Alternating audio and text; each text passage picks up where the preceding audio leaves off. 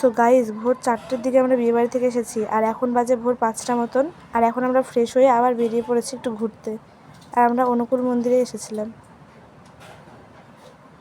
আর মন্দিরটা এত সুন্দর, খুব দারুণ লাগছিল। আর এই যে এখানে সবাই মিলে বসে গল্প করছিলাম, আর মন্দিরটাও একটু ঘুরে নিলাম।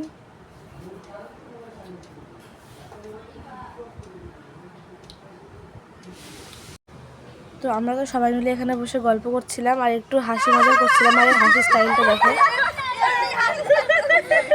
তো তারপরে সেখান থেকে আমরা বেরিয়ে এখানে এসেছিলাম আর মনোব্রত করছিলাম আমরা এখানে এসে। তো তারপরে কিছু ছবিও তুলছিলাম।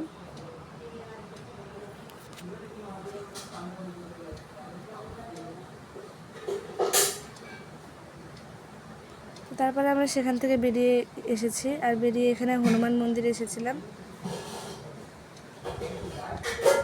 তো এখানে এসে হনুমানজির কাছে একটু প্রণাম ঠুকে আমরা বাড়ি চলে গেছিলাম। বাড়ি গিয়ে ঘুমিয়েছি আর উঠেছি দুপুর 12টার দিকে।